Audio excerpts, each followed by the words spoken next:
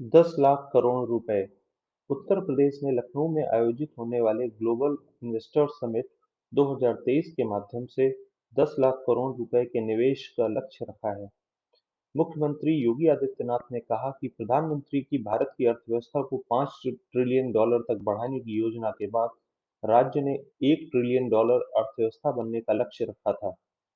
निवेशकों की आसानी के लिए श्री आदित्यनाथ ने एक ऑनलाइन प्रोत्साहन प्रबंधन पोर्टल और ग्राहक संबंध प्रबंधन पोर्टल निवेश सारथी को भी लॉन्च किया। ईओएस 06 भारतीय अंतरिक्ष अनुसंधान संगठन इसरो 26 नवंबर को भू अवलोकन उपग्रह 06 और 8 नैनो उपग्रहों को दो अलग-अलग सूर्य तुल्यकालिक ध्रुवीय कक्षाओं में लॉन्च करेगा।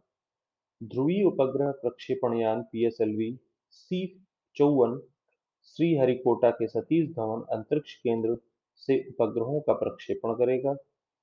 ईओएस 06 ओशनसैट श्रृंखला में तीसरी पीढ़ी का उपग्रह है। 7.7% दूध की मुद्रास्फीति अक्टूबर में बढ़कर 7.7% हो गई, जो पिछले 7.5 वर्षों में उच्चतम स्तर पर है। मदर डेयरी ने दिल्ली में फुल क्रीम दूध की कीमत में 1 रुपए की बढ़ोतरी की है। 1 लीटर दूध अब 64 रुपए का होगा। पुरुषों और महिलाओं के बीच दूध की खपत में काफी अंतर है, खासकर गरीब घरों में। इसलिए मूल्य वृद्धि का गरीब परिवारों की महिलाओं पर अधिक प्रभाव पड़ेगा, क्योंकि वे मूल्य वृद्धि की भरपाई के लिए सबसे पहले वे ही दूध पीना छोड़ेंगी। इससे असमानता और ज्यादा बढ़ेगी। 324(2) संविधान का यह अनुच्छेद मुख्य चुनाव आयुक्त और अन्य चुनाव आयुक्तों की नियुक्ति के लिए एक स्वतंत्र निकाय के लिए एक संसदीय कानून की परिकल्पना करता है।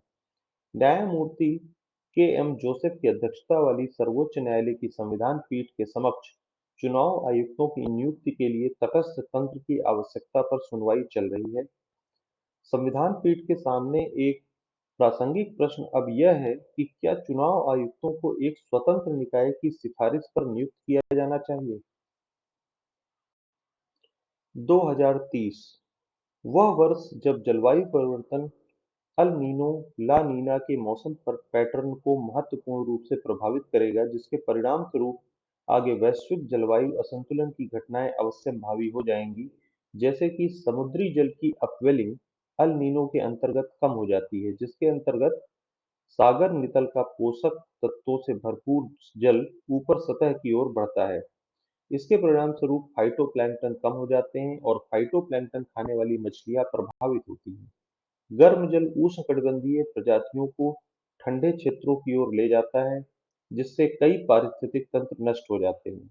अल नीनो उत्तरी अमेरिका और कनाडा में शुष्क व उष्ण सर्दी का कारण बनता है तथा अमेरिका के खाड़ी तट और दक्षिण पूर्वी अमेरिका में बाढ़ के खतरे को बढ़ाता है। यह इंडोनेशिया और ऑस्ट्रेलिया में भी सूखा लाता है।